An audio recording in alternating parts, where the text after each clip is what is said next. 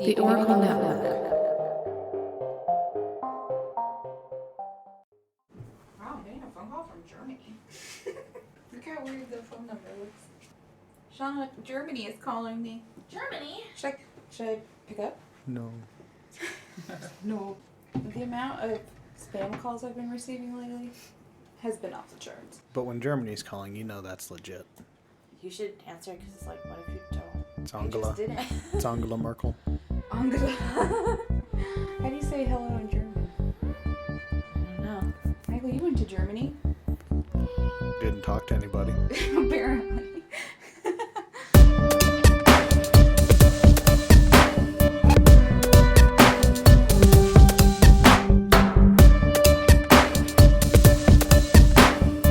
Hello. Hey guys, welcome. I'm Abby. And I'm Shauna. And this is Anxious, And Afraid. the podcast where we talk about things that make you anxious and afraid, like conspiracies and true crime. And ghosts. Mm-hmm. And survival stories. Yep. And tragedies. Yep. All of the stuff that's awful. Yeah. Get ready to not want to travel anywhere in any way possible. Or kayak or... Yeah, we had one of our friends like, now I can't go kayaking. I just listened to your episode. I'm like, oh, it's okay. Just don't go over waterfalls. Yeah, it's fine. And then I was like, or hot air balloons. I got to find a story to tell about hot air balloons because... Yeah, because you just like posted the article in our group. Yeah, That one crash. went down, and I'm just like, God, air balloons are terrifying. What used to be on my bucket list, but fuck that. I've heard of too many going down. Why did I ever add that on my list? Well, No. got to cross that off. Nope, don't need it. Okay, so thank you for listening. Mm-hmm. And if you're new, thank you for listening. Yay, welcome. Welcome. So we like to start the podcast asking each other what made us anxious or afraid this week. So Abby, start us off. Okay, well, I will just say that today's episode is brought to you by Midol. It's been a week, Fun stuff. and I'm cranky. And, You need some chocolate. yeah, I can always use some chocolate. I could always use chocolate. Michael? Snap. Well, yeah, right on it. Yep, I'm going to ring my little bell, and he's going to appear with a Huge tray of pointers chocolate. if you give chocolate. Huge pointers. But yeah, it was just a crappy week, and It was a short week, but the work week was awful. it really was. And we worked together, Stress. so we just know that it was a crappy week. Yeah. And I think we're both tired, and yeah, and It was hot, so it's It just was like bleh. hot, but our good friend Jason did do some really nice yard work for us, and I said I that's would beautiful. I'd give him a shout out. So Jason Milstead, Jason. if you live in the area and you want some good work done, yard work or maintenance or Let landscaping, us know. We'll give you his name. He's great. yeah, he is, and he's very decently priced. Very decent. Yeah, but so that's been nice because I've been working on the yard, and now he did it. The hard part for me. Right. You can't do everything, so that's good. So that was actually nice. And I was going to say that happy birthday to my sister Katie today. Katie. I mean, today when it comes out, will already be past her birthday, but we are recording on her birthday. So it's the same. Happy birthday. Happy birthday, Katie. And we're really excited because we got tickets to see Last Podcast on the Left. So That's dope. Oh my God, I'm so excited. That is so cool. Yeah, they're coming like to us locally, which is insane. And we haven't, Yeah, you don't even have to like travel. It's like, It's so crazy. I thought we our were going to city. have to go to Portland, and yeah, so we're really stoked on that. that's super exciting. So what about you? You talk for a while. Okay, I have because I have two things. Cool. So really quick, I'll give a cat update because I did talk about my kitty cat and the pretty litter debacle. Pretty litter. And someone actually reached out to us. I forget their name. I'm sorry, but if you're listening, you know who you are. But they were like, oh, well, if it's like old litter that's not stirred right away, it might turn blue. Like nothing to fret over about. Like that happens. And I was like, oh, I wouldn't even think about that. Okay. And I was like, towards the end, I was like, okay, I'm about to get new bags and I'll see if it still turns blue. So I cleaned them out and I poured the new litter. And of course, as soon as I saw one, it was turning blue. So I was like, great. I actually have to take them to the vet, and after a while, of course, I figured out the culprit was our problem child, which is Maya. It's never Luke because he's fine.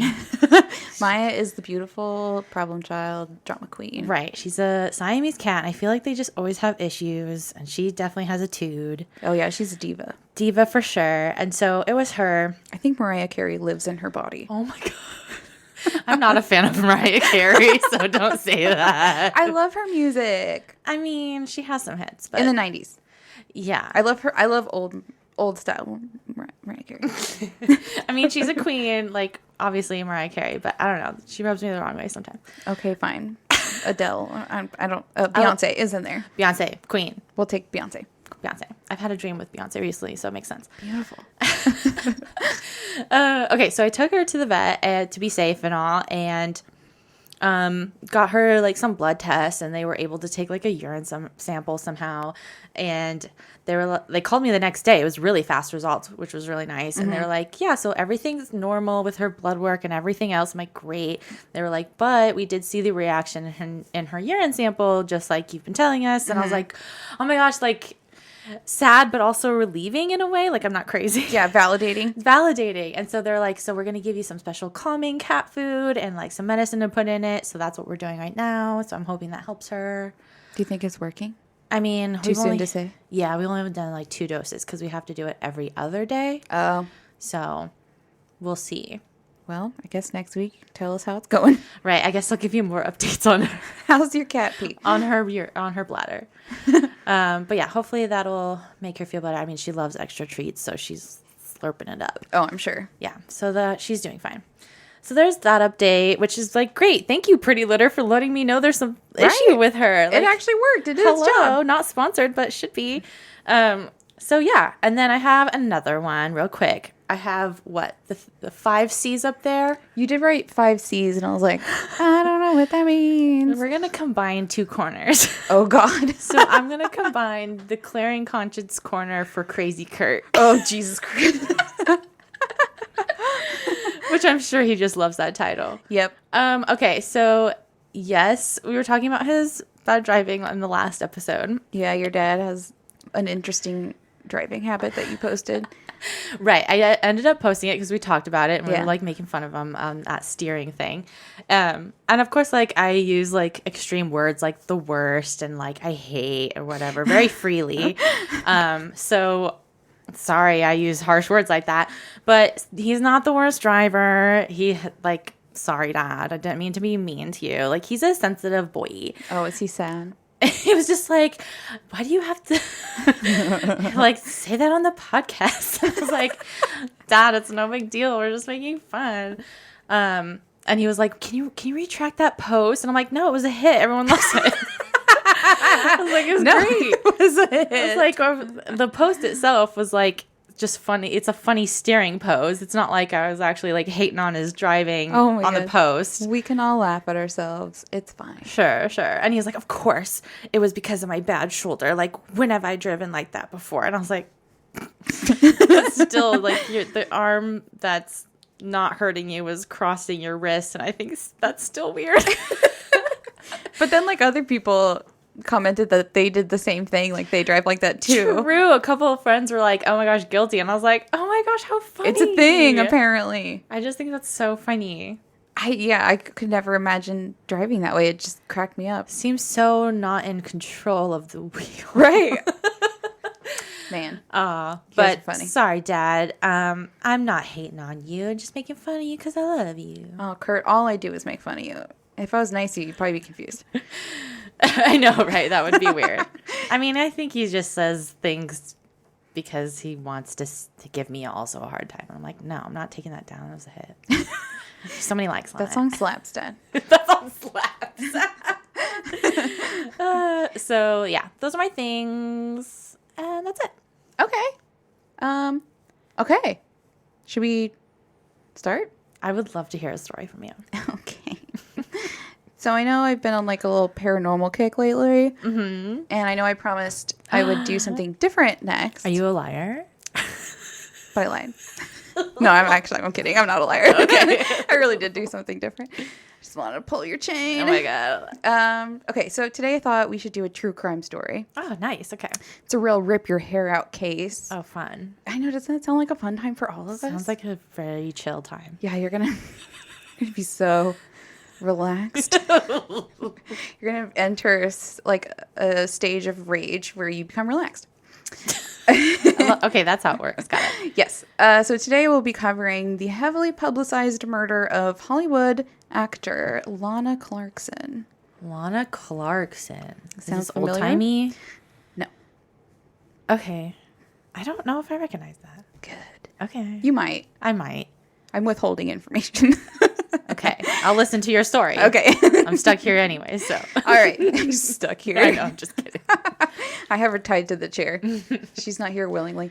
Okay, so let's get the show on the road. As always, I'm going to start from the beginning. So let's get to know our Queen Lana. Lana Jean Clarkson was born April 5th, 1962, in Long Beach, California, to Donna and James Clarkson. Lana grew up in the hills of Sonoma County, California, with her siblings Fawn and Jesse. Even from a young age, Lana was said to be a little performer who loved storytelling and dressing up as different characters. Her family knew her to be independent and athletic, as well as funny. Lana was always quick with a joke. Aw. In the 1970s, the family moved to the country in Cloverdale, California. And Lana was almost 10 years old, and like many girls at that age, she was in love with horses. Oh, of course. But her young dreams came true when she was given a roan mare named Breeze for her 10th birthday. Breeze. That's a great name for a horse. Right? So jealous. She loved that horse and quickly became a competent rider. Lana then attended Cloverdale High School, where she excelled at basketball, already being one of the tallest students in her class. She then attended Pacific Union Prep School and continued to grow and do well. Because of her height and the fact that she was already gorgeous, Lana began considering a job as a fashion model. Growing up in California, I'm sure it was suggested to her a lot. Of course. That she should be a model. She's like tall and blonde and, beautiful. And I feel like people don't know what to do with tall women. They're either like, you should play basketball or you should be a model. Right. We don't know what else to do with you. But Lana would get her chance when the family moved to LA in 1978. And she began auditioning immediately, as well as booking modeling jobs, which took her all across the US and Europe. Fun. Right? Perks. Besides not eating. Right. So there's drawback. She began working on TV shows as well, appearing in many of the popular TV shows of the time. She was on Chips, Happy Days, Oh, The Love Boat. I know these ones. Right? You're going to know a lot of these. Okay. Hill Street Blues, Laverne and Shirley, Fantasy Island, Who's the Boss, Wow. Night Court, Wings, Knight Rider, The Jeffersons, Jeffersons. Three's Company, Three's Company's the best. The A-Team, and many others. She would do like, small appearances on these. She landed her first speaking role in the film Fast Times at Ridgemont High, where she earned her SAG card at just 18 years old. Wow. She appeared in other films such as My Favorite Year and Scarface, where she got to share the shot with one of my all-time lady crushes, Michelle Pfeiffer. Nice. I think her role as Catwoman sexually awakened a lot of us. Sure. Hello. Yes. So much of Lana's success would come from her work with a producer and director named Roger Corman. The first movie she made with him was in 1983, and it was called Death Stalker. It was a fantasy adventure film, and Lana played the busty blonde warrior and love interest to the main character. Classic. Yes, the cover art for this movie is amazing. Movie posters, man. I'm going to have to show it to you later. It's like that Please. that style where it almost looks like drawn or like cartoony, and like it's got like the He-Man warrior vibes. Great. This movie started Lana's journey into the sci-fi movie world, where she would become a cult B-movie icon of the 80s. Okay. By now, she was known as kind of the stereotypical hot blonde bombshell. Big eyes, big lips, legs for days. I mean, she's like 6 feet tall. And the 80s weren't exactly known for empowering women through the silver screen. No way. Yeah. Well, Lana actually really admired Marilyn Monroe and collected a lot of her memorabilia. So Look who I'm wearing on my shirt right now. I know you're wearing Marilyn. Love Marilyn. It's a cute shirt. So yeah, she did pull inspiration from Marilyn, and she tried to channel that sexy, confident energy. Yes. And I imagine Lana did feel a little empowered in the role she played, as she was portrayed as a sword-wielding warrior. She would say, or some would say, that she might have been like one of the inspirations for Xena, the warrior princess. Okay. Do you remember that show? I think so. Oh, it was a great show. But I also imagine she felt a little ridiculous having to perform complex swordplay while dressed in basically a bikini. Yeah. Gosh, so realistic. I know. Why is it that men, they always get all the cool armor, and then the women, they always have to fight like basically naked? Yeah, they have like armor for their boobs, but like their stomach is completely showing. Yeah, here's all of my organs. It's fine. I'll just cover up like my nipples, and Yeah, it's it ridiculous. just makes no sense. Like, stop it, you horny nerds. Horny nerd. You horny nerds. So Roger Corman's movies were definitely geared toward young, nerdy men. So, of course, they feature fantasy and adventure stories chock full of scantily clad women. The role that would cement Lana Clarkson as an 80s B-movie cult icon was the character Amathea, the title character of the movie Warrior Queen, also known as Queen of the Naked Steel. Love it. And as you might guess, the cover art is done in the same style as the others, and it features 5 curvy women in thong bikinis, all wielding swords. Wow. I mean, so much to say, but also nothing to say. Great. So Lana also starred in the sequel to this movie, Barbarian Queen 2, The Empress Strikes Back, and a couple of other films produced by Roger Corman, including Vice Girls in 1996, which was about 3 female cops who pose as strippers to catch a serial killer by wearing a special black leather bra with nipple lenses attached to a secret camera. No. That's so stupid. It's like some really quality script writing. Gotta love those boobs. I mean, I guess that's what makes it a B movie, right? Yeah, clearly we want to emphasize B movie. Right. These weren't winning awards, but they're probably fun. Yeah. Either way, Lana had a pretty devoted fan base and would often draw a crowd at comic book conventions. Those who met her at said functions described her as super nice and always willing to talk to a fan and give an autograph. I mean, she's still a badass. I mean, she's still like doing all of these like incredibly athletic roles. Yeah, and she's owning it. She's making it great. She's a badass still. And can you imagine being like the horniest 14-year-old and getting to meet her at a comic book convention? Awkward. Probably made their whole life. Yeah, I bet. Oh my God. Probably so excited. Others who knew Lana described her as funny and outgoing with an amazing work ethic. A former boyfriend described her as, quote, hyper, 30 decibels loud, 90 miles a minute, always trying to get something going. But Okay, that's nice, I guess. kind of. I mean, you do have to work really hard in show business, so you gotta get out there.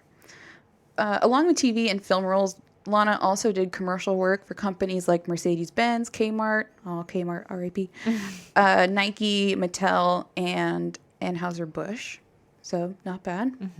She also took an interest in volunteer work, volunteering weekly during the 80s for the AIDS charity project Angel Food, which distributed meals to those affected by HIV and AIDS during the time where the disease was like, it was really feared and vilified. Yeah, it was like people were not educated on it and it was like didn't even want to touch people with it. I know. Oh, I can't even imagine. They were just awful to people who had it. Like they thought they were like contagious or something if they touched them. I don't know. It's so bad. It was terrible. So yeah, they wouldn't even want to go like deliver food. So she volunteered and did that, which was really nice. Aw, love that. Yes. But sadly, Lana Clarkson would dare to commit the most heinous of sins a woman can commit in Hollywood. She aged. Oh my God, how dare we get a wrinkle? She grew older. Oh my God. How dare she? By the time she was in her 30s, the acting work was starting to slow way down. Which hurts. Because we're now old and 30. We're now ancient Hollywood material. Use that skincare. Never too early to start. I wear sunscreen every day. So she decided to put together a stand-up comedy routine called Lana Unleashed, which she wrote, directed, and produced. I love that she turned to comedy. Yeah, I mean, she always wanted to do comedy, but no one took her seriously to do. Well, that kind of sounds funny to do comedic roles, but they're she's like, too hot. yeah, they're like, you have big tits, so of course you can't be funny. Oh, gosh. Everything's so wrong. I know. They're like, you're too pretty to be funny. Oh, shoot. I know. So she's like, I want to do myself. So she does this. She hoped it would kind of finally break her into the comedy world where she always kind of hoped she would end up. During this time in the early 2000s, Lana also created her own production company and website where she sold autographed DVDs of her movies and communicated with fans on message boards. Cool. Back in the day. Nerds were going nuts, I'm sure. I know, they're like, oh my God, she's actually talking to me. She's a legend. So she was doing everything she could to pay the bills, but would suffer a setback in 2001 when she fell while she was dancing with some kids at a Christmas party, and she broke both of her wrists. Ouch. Oh, no. That would hurt, and That's- both of them at the same time. Yeah, that really debilitates you in a lot of ways. Yeah, you can't do anything, probably. Oh, that sucks. Certainly not acting roles, because she would do, like, really physical roles. Yeah. Much of 2002 would be spent recovering from surgery and getting her strength back. Some would say that this was a really hard time for Lana. Her ex-boyfriend, Robert Hall, was quoted saying, she was positive on the outside, but in the past few years, she struggled to make car payments. Which is sad. Others said that she looked at it more as an opportunity to really reevaluate her life and career so that she could plan for the future. In 2003, she was hired at the House of Blues in West Hollywood. She began working there as a hostess in the VIP room part-time to make ends meet. The position apparently paid $9 an hour, which I'm sure Lana wasn't thrilled with. But hopefully all the rich and famous people who went there tipped well. That's how Hope so. servers make most of their money anyway, right? Right. Tips. I don't know about you, but I always find it really interesting to see like which celebrities are bad tippers. Totally. I love hearing those like backstories of like which celebrities hate other celebrities because they're like rude or like don't tip well. I heard Michael Jordan is not a good tipper. Really? Yeah, I just think it's so interesting to find out who doesn't tip well. Like, isn't the Kardashians known or like one I of hope them? not because they're made of millions. I think it's Kylie that's known for being a bad tipper. it's because she's young and naive. I don't know. She's like, I mean, what is money? It's all alleged. But I don't know if the Michael Jordan thing's true, but I feel like other basketball players have said that about him. Oh, Like, he's no, cheap. yeah.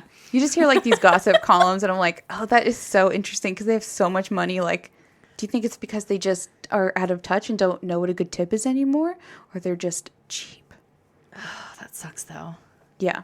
Be a good tipper. I'm a good tipper and I'm Tip poor. At least 20%. Don't be a dick. Yeah, some people live off If you their can tips. afford it, I understand because I've been in that place too where I'm like, I can only give you $5. But Yeah. I try my hardest. But if you're rich, come on. I know. It's for celebrities. Don't be a dick. Don't be cheap because, like, then everyone knows who you are. So why would you do that? 'Cause then they can just talk shit about you. Yeah. Lame. Anyway, so she's working at the House of Blues. February 3rd of that same year, 2003, Lana was working a late shift in the VIP section known as the Foundation Room at the House of Blues. Towards the end of the evening, close to 2 a.m., Lana sees a pair of people who she believes are both women, one of them rather short and stumbly, walk into the VIP section. Lana doesn't recognize either of them and attempts to stop them from entering the members-only area. This was the type of place with paid memberships. You can't just let any of the poors with their dirty feet walk in. Not the peasants. Not the peasants. Probably have to wear a jacket. I don't know. So Lana attempts to stop them from entering with an "Excuse me, ma'am, but this is a members only area" or something like that. But was instantly horrified when the shorter of the two people corrected her with a gruff "Sir, not ma'am" comment. Have you ever misgendered someone? Yeah. I have, working retail, and it is just like the most uncomfortable situation. I remember doing that more as a kid. Oh, yeah. I mean, it happened to me at Jerry's a couple times, I will say. Aw. I was like, felt like a dick. Yeah. And there's not an uncomfortable way out of that situation. I'm so sorry. I'm- That's all I can say. Yep. I'm going to disappear into a hole that I dug myself just now. Luckily for Lana, this sir appeared to be very drunk and hopefully wouldn't remember. But before she dug herself a deeper hole, another employee pulled her aside and told her just who exactly she had mistaken for a woman. The extremely rich and famous music producer, Phil Spector, known for working with some of the biggest names in the music industry and also for wearing ridiculous wigs, had just entered the club. I can easily see how you can mistake his gender. Well, he wears this like ridiculous wig, so like Yeah. and he's like a small guy, so if he's wearing kind of more of like a, I don't know, one of his more outrageous wigs, you might, yeah, I could see how. What year is this? 2003. Okay. So is this the Phil Spector one?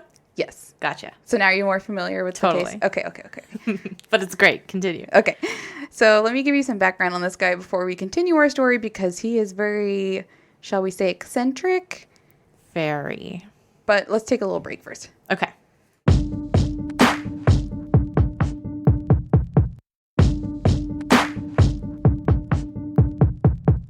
Okay, we're back. Welcome. Let's talk about Harvey Philip Spector. I guess. Sorry. Shauna's already a little familiar with the guy we're about to talk about. Yeah, he's not cool. So, he was born December 26 in 1939 to Benjamin and Bertha Spector, a first-generation immigrant Jewish family in the Bronx in New York City. Harvey, who would later in his teens insist on being called Philip or Phil, something his mother would always refuse to do. I gave you the name Harvey, right? It was Harvey. Harvey, yeah. Harvey. Yeah. Yeah, so she, even like in his later years, he never would call, or she wouldn't call him Phil. She would only call him Harvey. Interesting. Kind of, she's something else, if you don't know about her yet. Oh boy. Yeah. So yes, he grows up in the Bronx. He would later describe his early childhood there fondly. He grew up in a predominantly Jewish neighborhood and recalled happy memories of his father taking him to Coney Island. Cute. Yeah. Ben Spector was described as kind and easygoing, while his mother was described as overbearing, but absolutely doted on Phil, practically worshipped him.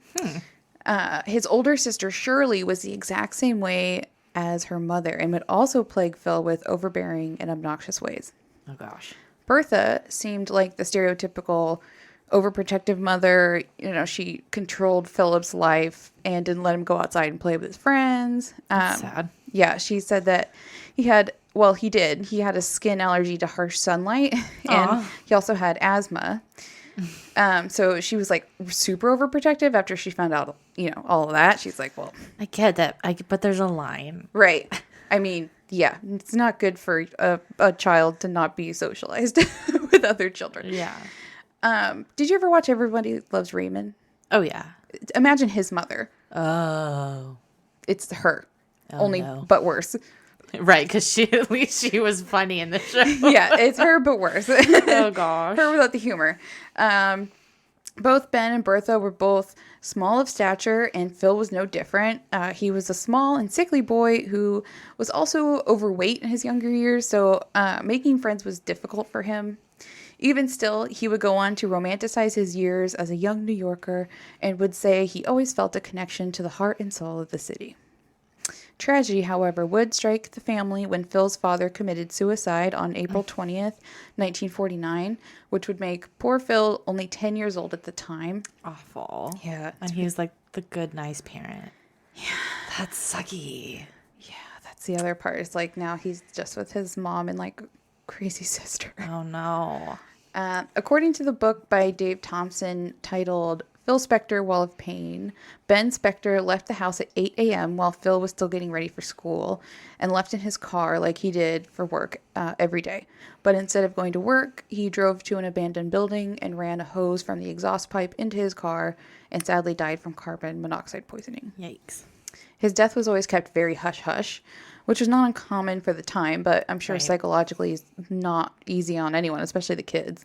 Just bury it down, everybody. Yeah, they're That's just what like they teach you. Yeah, basically, and they're like, don't talk about it. Like that's so toxic. It's so bad, and we need to break that cycle. It's really bad. Like he wouldn't tell kids at school. Like that is something so intense that you need to definitely go to therapy for. Right, or he would say like he died in a car accident or something. Like they wouldn't ever. Like, oh, so sad.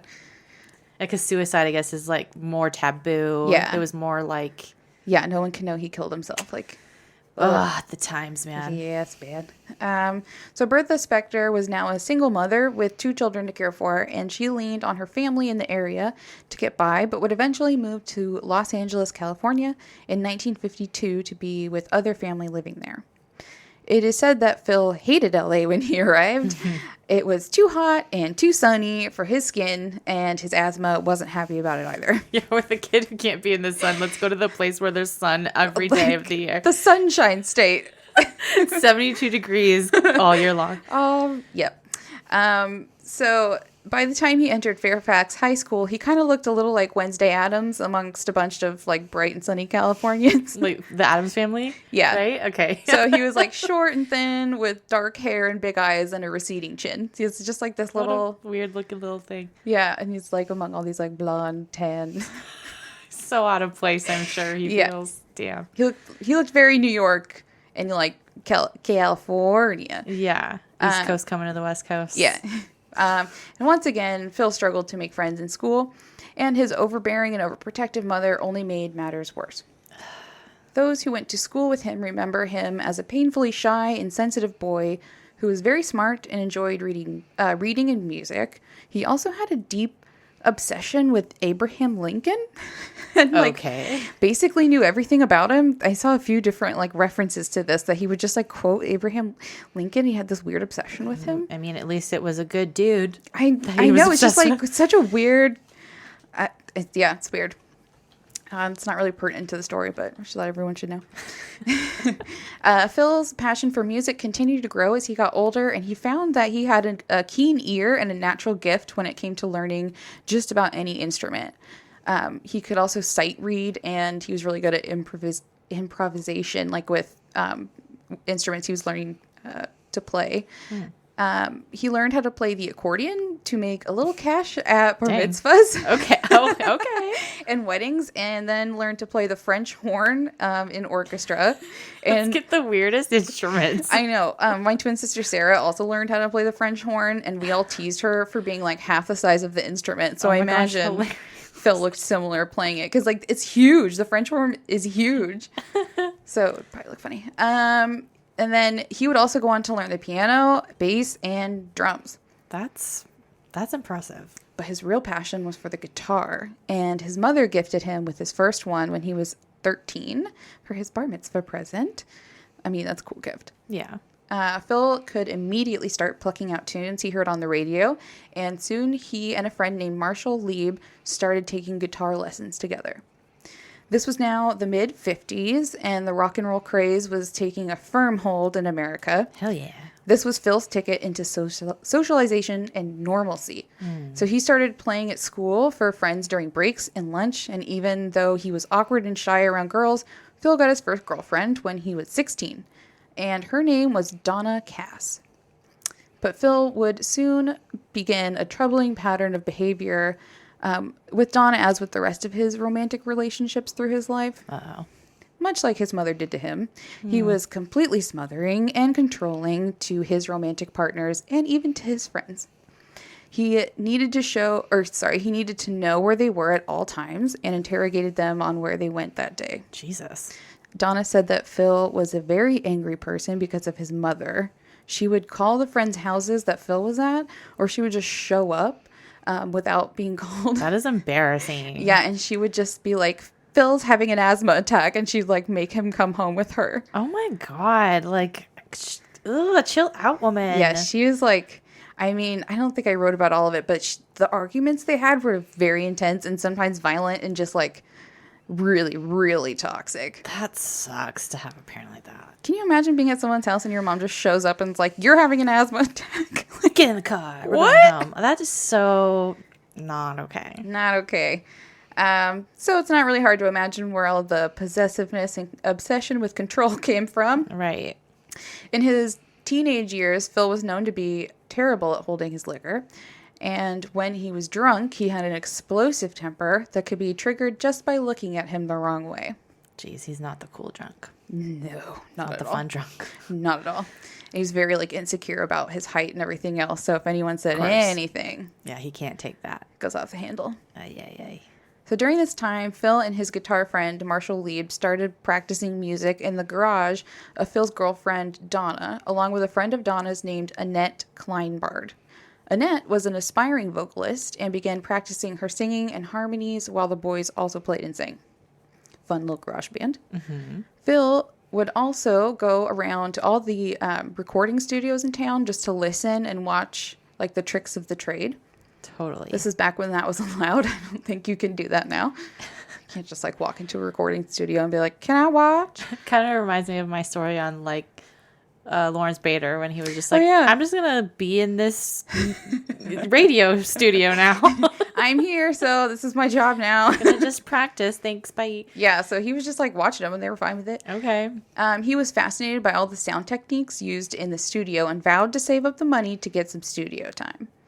This wouldn't come until about 1958, when all of those kids scraped together enough cash to get some recording time, and they recorded a song at Gold Star Studios in Hollywood. And through this, Phil's first band was formed, made up of himself, Marshall Lieb, and Annette Kleinbard. Their name was especially terrible. And bonus points if you can guess it. Oh, there's no way I can guess it. You think I know things? I don't know things. What's the worst band name you can think of? Awful words that I hate that I don't want to say. Okay, fine. Well, their name was the Teddy Bears. Hot. That's so cool. The Teddy Bears. That was bad. Yeah, it's pretty bad. So they recorded their original song written by Phil called Don't You Worry, My Little Pet. My little pet. My Little Pet, which they sent to Era Records, who were incredibly impressed with Phil's raw talent. And they signed the band for 2 more singles. And the next song they recorded was another song written by Phil, inspired by the epitaph on his father's gravestone, which read, "To know him is to love him," which is what the name of the song was. Okay. And both songs are like pop doo-wop like type style. And their second song took off, hitting #1 on Billboard Hot 100 singles chart. Wow. Do you not know that song? I mean, maybe if I heard it. Okay. Yeah, it's like a really like doo-wop-y. It's cute. It's cute. The group would go on to record a few more singles, but would never reach the success of their first hit. And like many one-hit wonders, the band disbanded soon after, in 1959. But I imagine finding such success at a young age gave Phil a sense of self-importance, another trait he would carry with him through his life. After the band broke up, Phil attended UCLA and worked part-time as a court stenographer, random, and considered his options.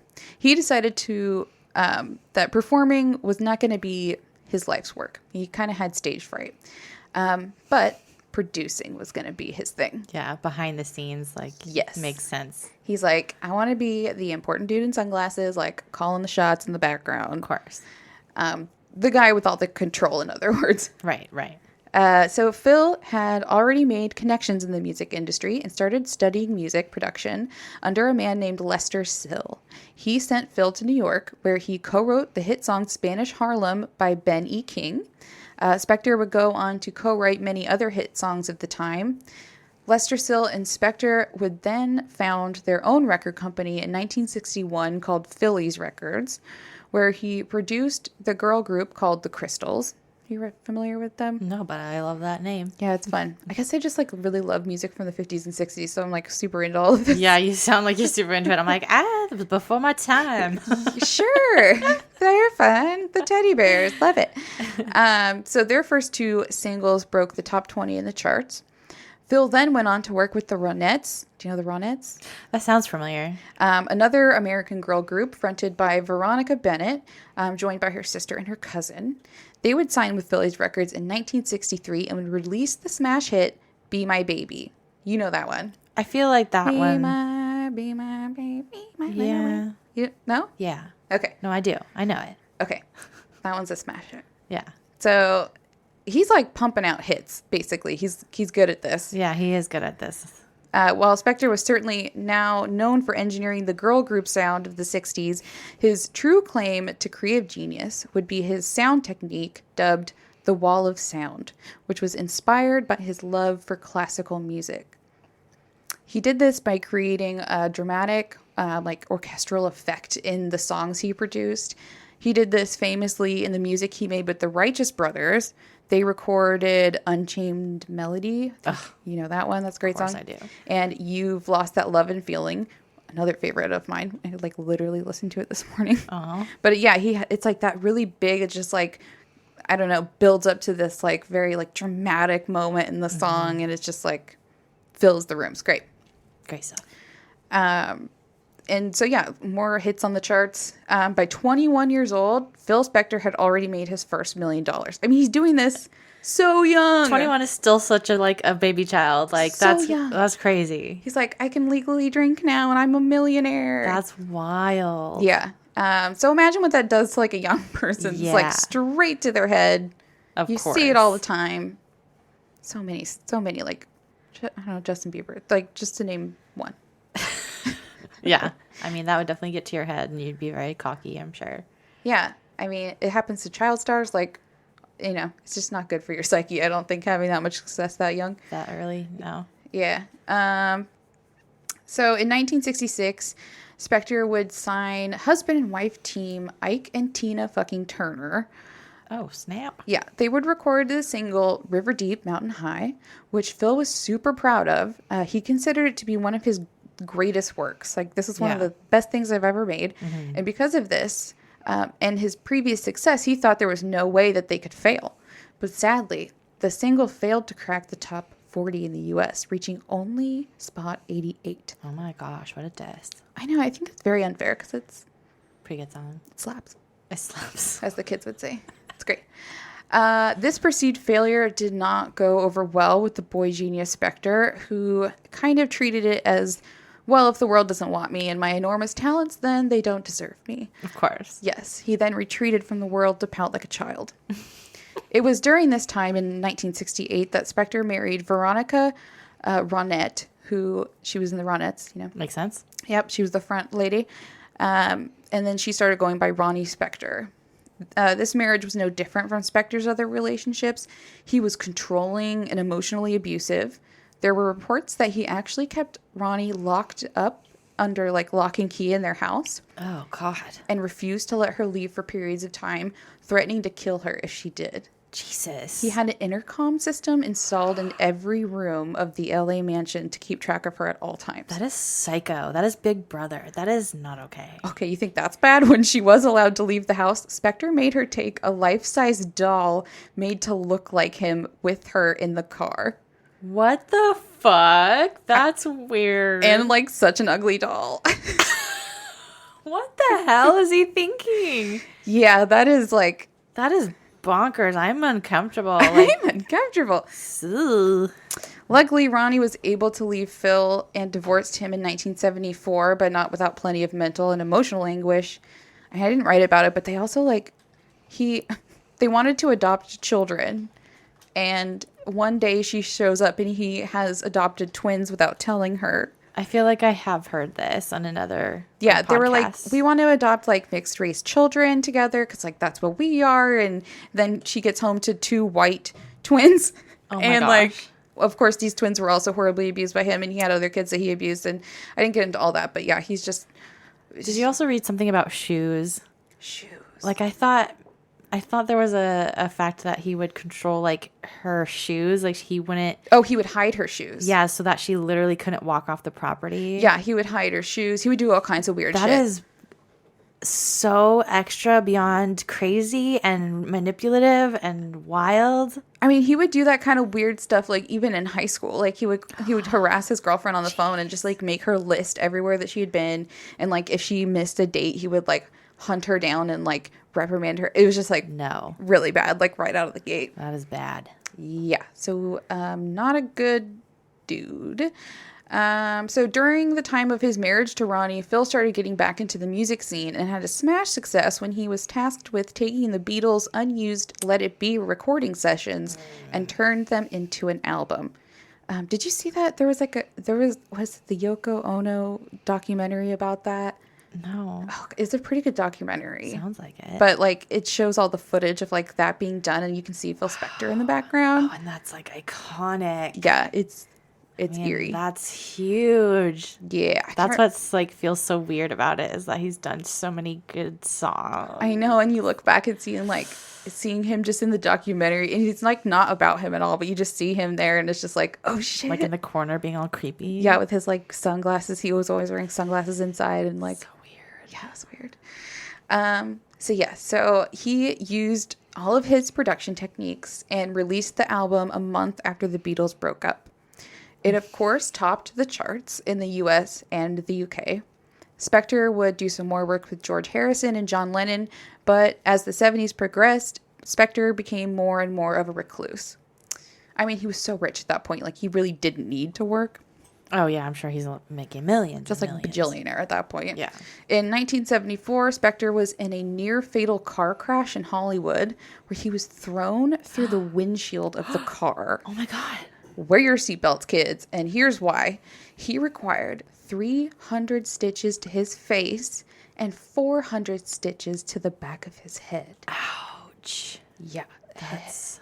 Head injury. Oh my gosh, I'm surprised he lived. That's what I said. Like, how did he live? 700 stitches Oh my gosh. on your head? Flying out of a windshield of a car? Like, I can't even imagine. Yeah, well, I think I read a story where they like almost thought he was dead, like he barely had a pulse Oh, snap. when they found him. So like he almost died for sure. But somehow he didn't. And Phil had already lost much of his hair by now, and after the accident, it is said that that's when he kind of started taking a real interest in the outlandish wigs. Yeah, because he's all scarred up. Yeah, before that he was definitely wearing hair pieces, but then he started going Bigger. a little wild. Bigger, is it? And just like Google the wigs. Like, yeah. They're insane. There's so many. He's so weird. So Phil did recover from the accident and would go on to work with the Ramones in the late 70s. There were rumors going around that Phil, who reportedly carried a gun on him, pulled a gun on members of the Ramones during recording if things weren't going the way he wanted or if they tried to leave. Super chill. Yeah, he sounds like a fun guy to record with. Yeah. Similar rumors circulated around his work with John Lennon, but Yoko Ono told a Vanity Fair reporter that Phil simply shot the gun into the ceiling. Oh, like that makes it better? Yeah, totally fine. It's just like not pointed at anyone but the ceiling. Yeah, just pew, pew, pew, right into the ceiling. No.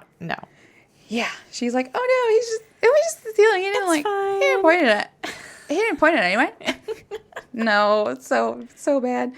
Spector's alarming gun habits were also reported by various romantic partners who said Phil would drunkenly threaten them with a gun if they attempted to reject him or leave.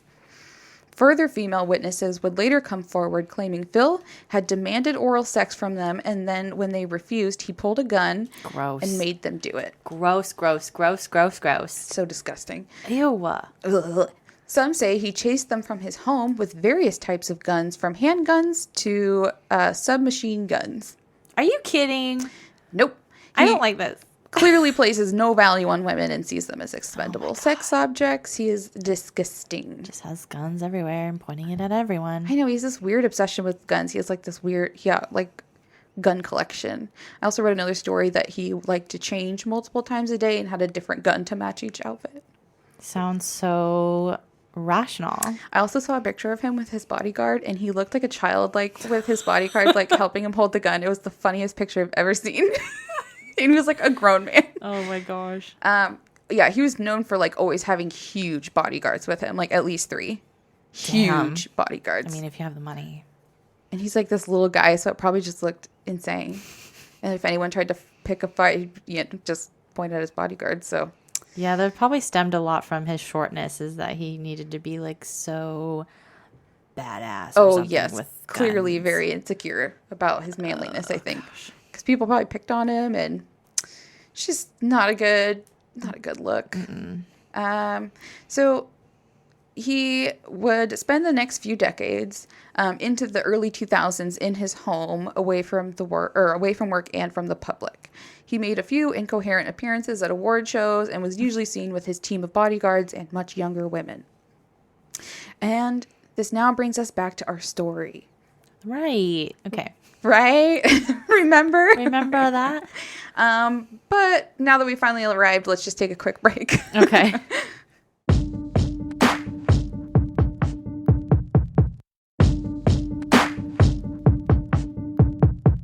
All right, welcome back. Okay, so to remind you, it's February 3rd, 2003 at the House of Blues. Okay. And Lana Clarkson, who was working there as a hostess, mistakes Phil for a woman because of his ridiculous wig, I assume. He is noticeably inebriated and there with a young woman. How did Phil come to be this inebriated? It's like around 2 a.m. at this point. I'll just tell you. First. Thank you. You're welcome. Phil and his driver, Adriano D'Souza, pick up an old high school friend and they go to dinner. Phil's high school friend, not Adriano's. That'd be weird. Okay. So Phil's drinking and she's not into it. I'm pretty sure the drinks he orders are like daiquiris and they're kind of like fruity drinks and they usually have rum in them. And I was like, those drinks sound delicious. I mean, he knows what's up.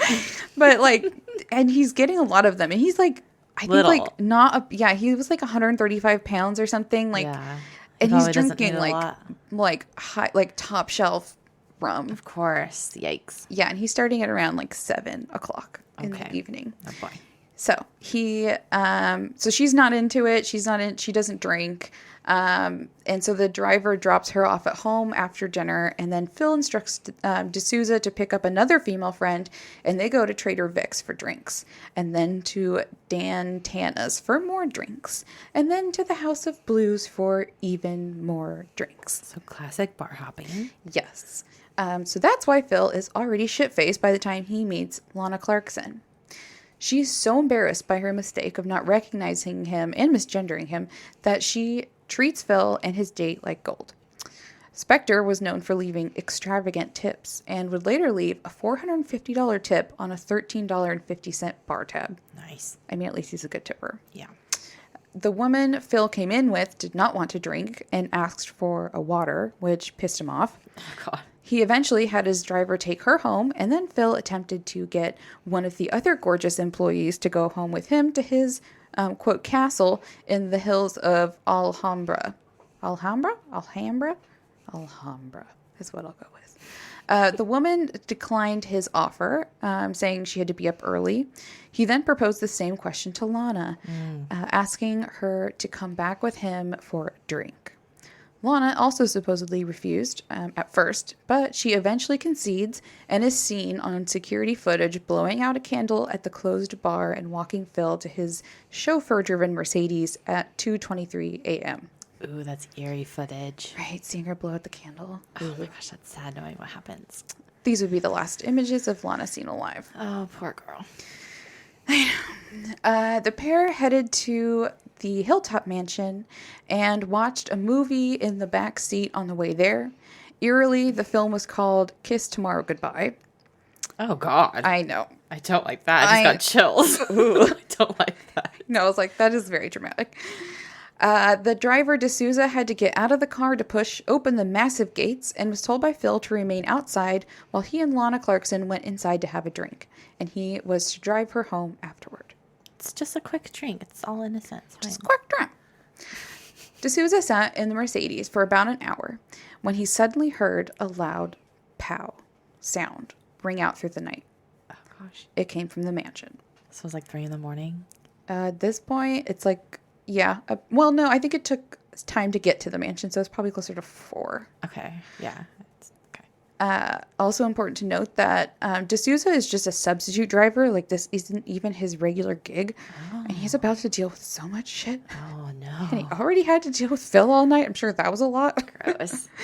Okay, so after the loud pow sound, D'Souza gets out of the car and sees Phil stumble out the back door holding a gun in his hand. The still shit-faced Phil looked at D'Souza and said, quote, "I think I killed somebody." You think you did? You think so? You're holding a gun and you just think you shot it at somebody? So, D'Souza called the police, who arrived at around 5 a.m. and could see Phil moving around the mansion. When they entered, they found Lana Clarkson sitting slumped over in a chair by the back door. Oh. She still had on the same clothes she had left in, a black dress, black nylons, and black shoes, and had her leopard print purse slung over her shoulder as though she had been about to leave. Oh, gosh. She was 40 years old. 40, no. I know. She had a single gunshot wound to her mouth, and some of her teeth were found scattered on the floor. The bullet had exited her body at the base of her skull, severing her spinal cord in the process. Oh, God. The only small comfort is that her death would have been Instant. pretty instant. Oh, that's the only thing that's... It's oh, gosh. god-awful. A blue steel .38 Colt revolver was found lying on the floor beneath Lana's left leg with 5 rounds in the cylinder and a spent cartridge under the hammer. A search of the mansion would yield 9 more firearms. Why do you need 10? Just don't get me started. I know, right? Don't even get us started. Let's not. My blood's boiling from so many other things. Lana's blood had been smeared on her face, and her blood was also found on a door handle, on the stairway, and the railing. 18 drops spattered on a white coat, which Phil had been wearing that evening, was found tucked away in an upstairs dressing room. And a blood-soaked rag was found in one of the bathrooms with a wet hand towel on the sink. Almost as though someone had been trying to clean up. A later search of the mansion would reveal only one opened drawer in the whole fucking house. And within that drawer was a gun holster that, yes, you guessed it, fit the size of the gun found by Lana's body. Oh, gosh. Phil Spector was obviously arrested under the suspicion of Lana's murder after being tased for not cooperating and taken to jail. Jesus. Spector was drunkenly and belligerently insisting that Lana Clarkson had shot herself, and he was not to blame. He never once showed any concern or pity for Lana, and even though he insisted she killed herself, he never once tried to call the police or ambulance from his 14 phones in his castle. Also true, so... At the police station, Phil continued to be a royal pain in the ass. He's really good at being a pain in the ass. Oh my God. You just wait.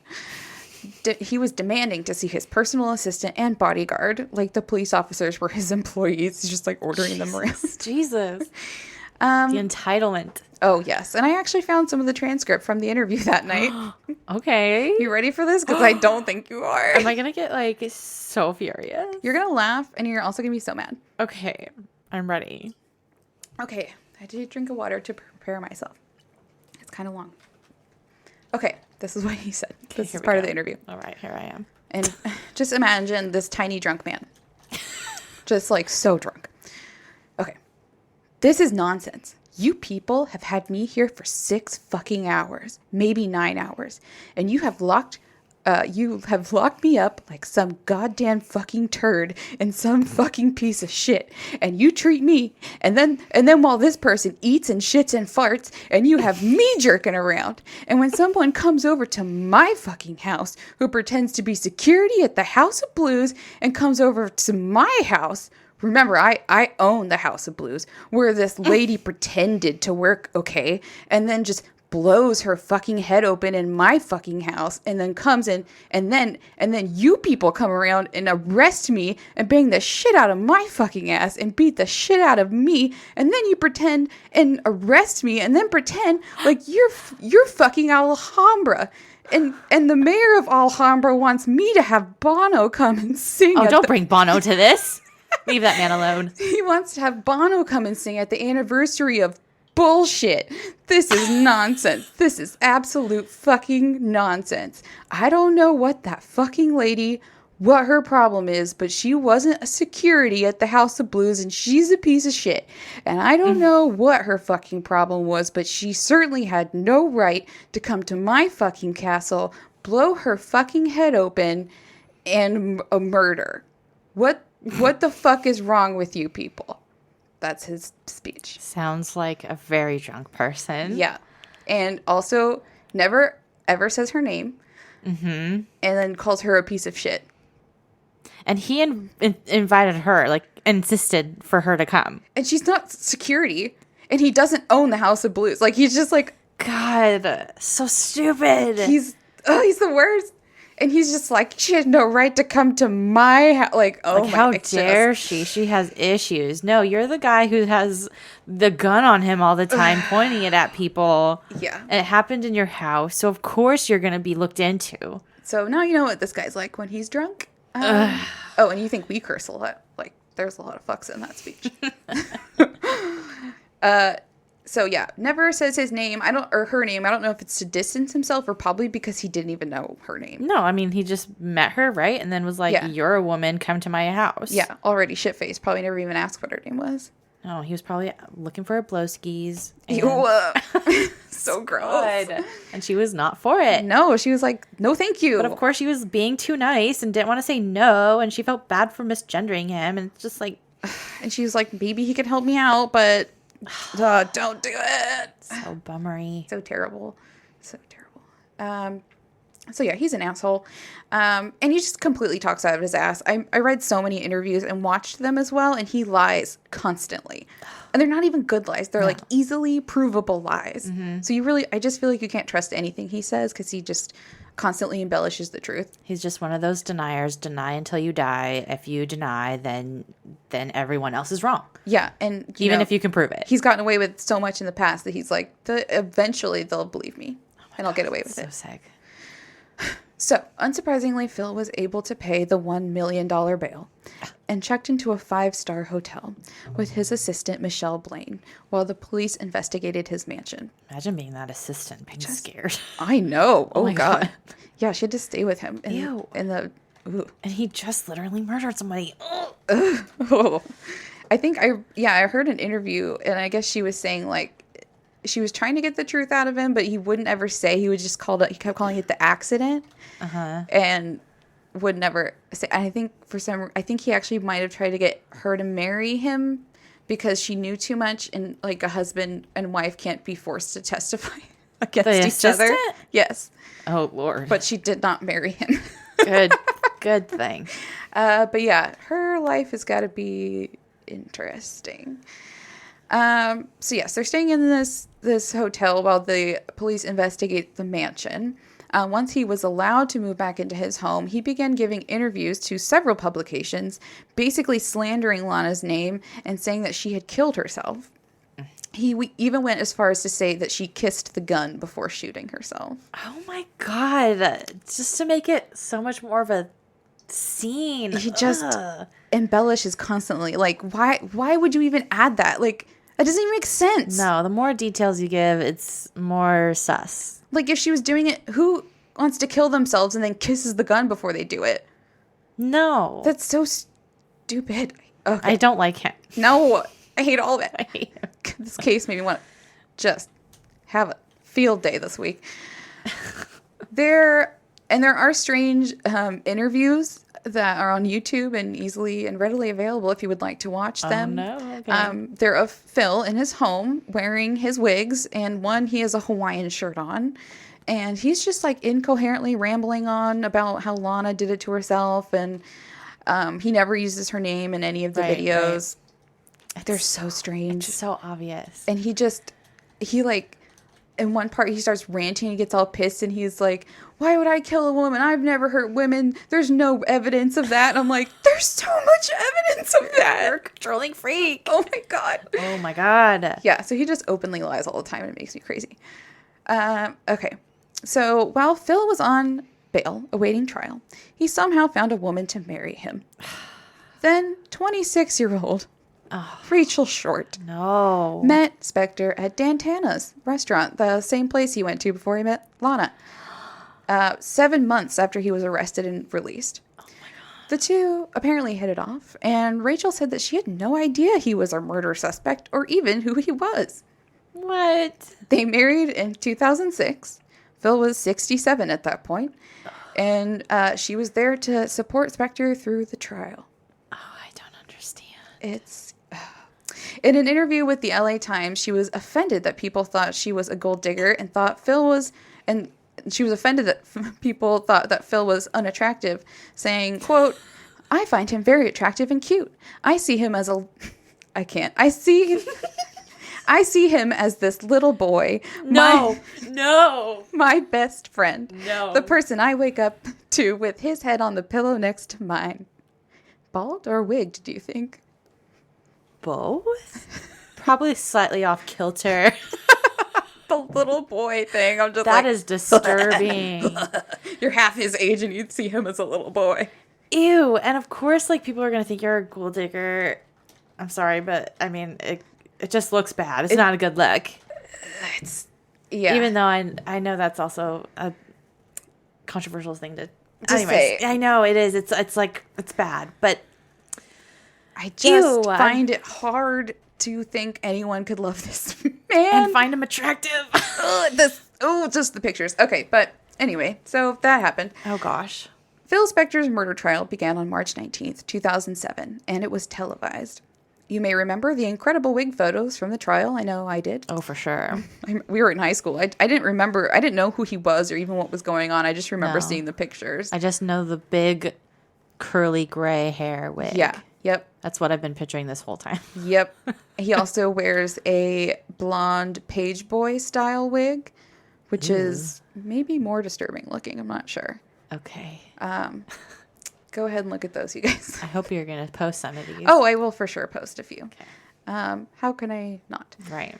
So, before and during the trial, Spector would go through about 5 wigs and 3 sets of attorneys, including Robert Shapiro, who famously got O.J. Simpson off, and Leslie Aberson, who defended the Menendez brothers, and Bruce Cutler, who was known as a mafia lawyer. Oh, wow. Great team. Sounds really Savory? ethical. Good. There was a mountain of evidence against Spector, including a witness who heard Spector say, "I think I killed somebody," while holding a bloody revolver. Yeah, I'm sorry. You said that. You said that. You said that. So the defense did what they always do.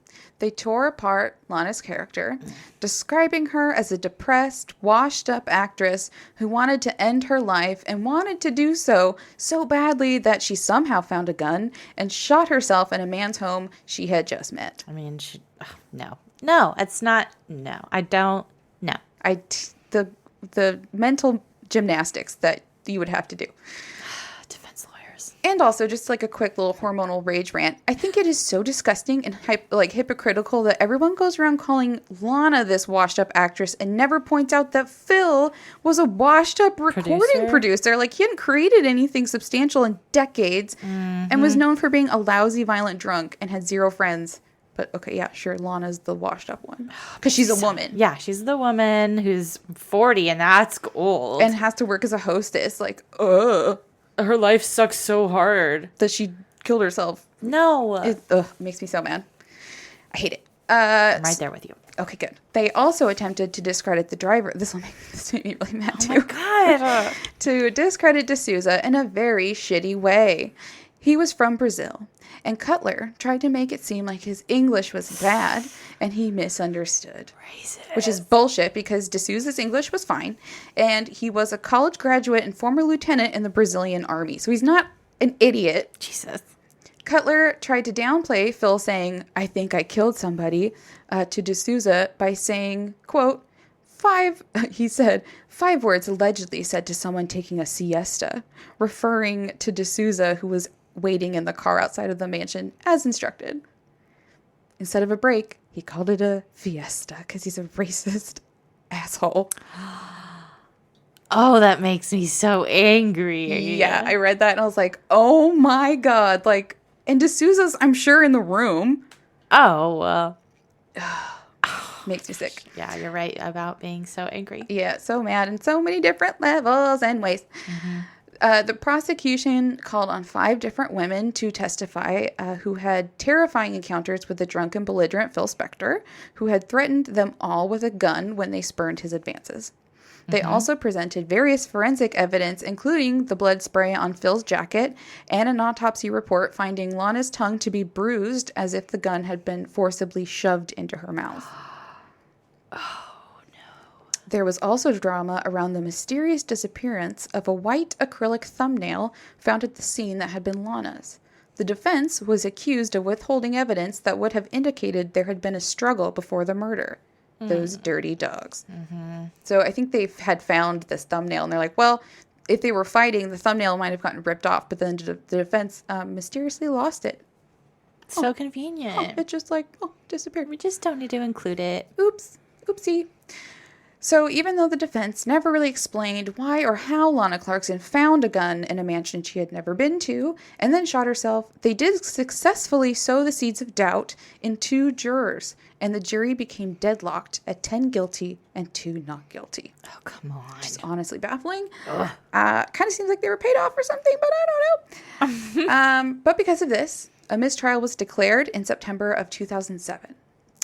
But the retrial began on October 20th, 2008 with the same judge, and this time with no cameras. In March of 2009, the jury was once again asked to deliberate on the second-degree murder charge levied against Phil Spector, and thank God this time came back with a guilty verdict. Gosh, it's so obvious.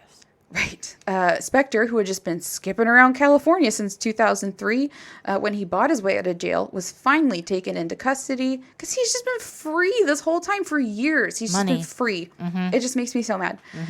It makes me so mad. So he's finally taken into custody and sentenced to 19 years to life in a California state prison. So finally, justice is served to a rich celebrity, which, let's be real, doesn't happen a lot. Phil would spend the rest of his life in prison after his appeals were all denied, while his young wife, Rachel, lived in his castle alone. Aww. The two would have publicized money issues, with Phil claiming Rachel was blowing through all of his money, and they would divorce in 2016.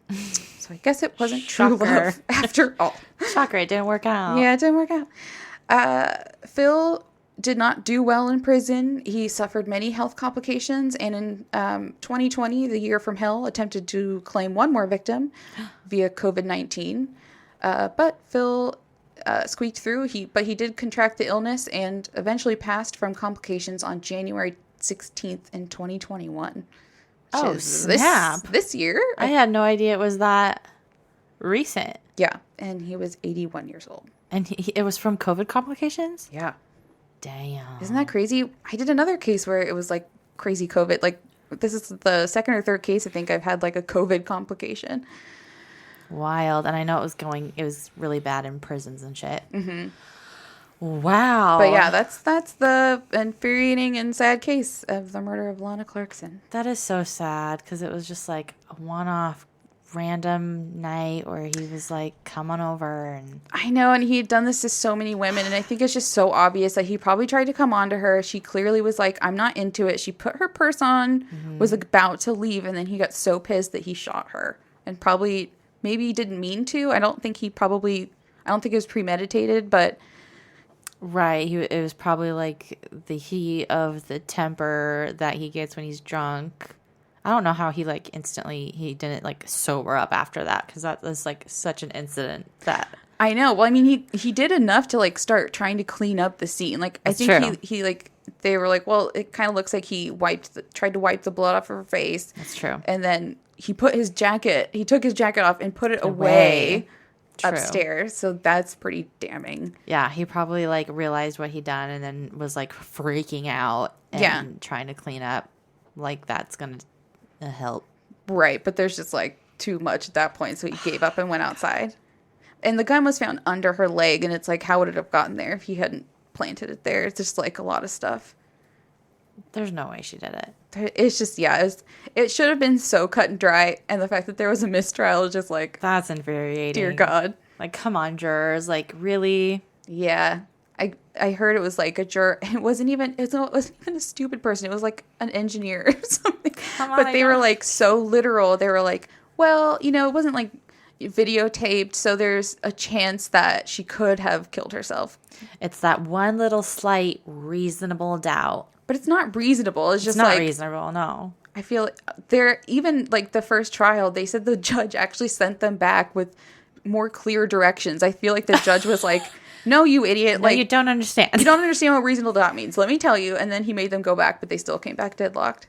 So I feel like that judge was like, we got to get this guy. Yeah. Interesting. Yeah. Crazy case. Good details that I haven't heard before. Oh, yeah. Thanks. I read a lot of stuff about him. Oh my gosh. So infuriating. It is. His life was pretty pretty nuts. I mean, there's so many famous people thrown in there. You're just kind of like dazzled by all the celebrities. Yeah, and it's just so crazy that like he actually did like have connections and produce really great hits, which is He was like actually very talented. He was just Yeah. also a terrible person. yeah, that's mixed feelings. It sucks Yeah, all around, but he deserved to be in jail. for sure. Good All right, job. Thanks. So that wasn't, it wasn't a paranormal. So I did it. Oh, good job. What else? What do we got to do? We gotta do City of the Week, of course. Oh, yeah.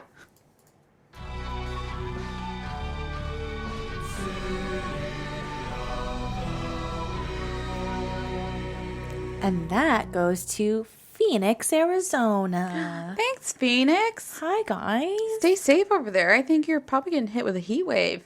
Yeah, it's probably really deserty and dry over there, right? Yeah, I heard it was going to be like over, high, not high 100s, but like in the 100, maybe up to 130. Oh, yikes. It's hot. But thanks for listening. We appreciate. Stay inside with the air conditioning and catch up on our podcast. Of course. Yes. Yeah. In terms of like what we're watching, I do have one recommendation. Oh, yes. I started this new show and I think it's called Emergency Call, and it's hosted weirdly by Luke Wilson. Oh, that's interesting. Luke Wilson, interesting host choice, but it's like all about, it's all 911 calls, and it's from like the operator's perspective. Ooh, that's intense. Yeah, from like different areas all over. There's like New Orleans and there's like Alaska. So you get like all of the different varied calls. Ooh. And some of them are really fucking intense and some of them are funny. So it's a good mix. Okay. But yeah, you see what they go through. And I'm just like, Oh, I can't imagine. I could never do that job. That takes a special human. The amount of emotional stress. I know they have to like go through so many interviews and stuff to even get the job. They were saying like I think it was in Alaska, like they hadn't had a trainee make it in like over a year.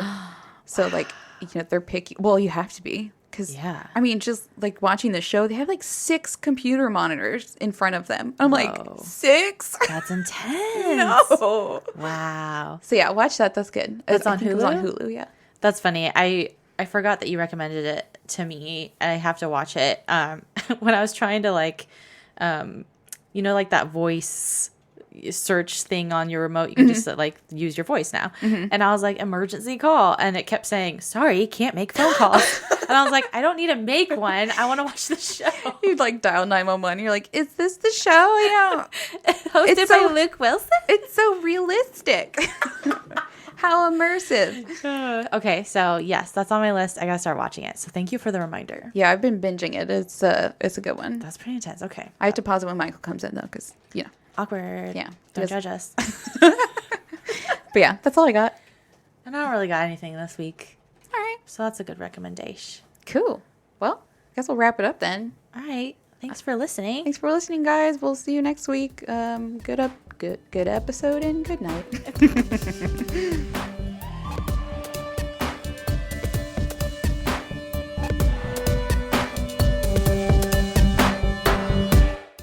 You guys, you know the drill. All right.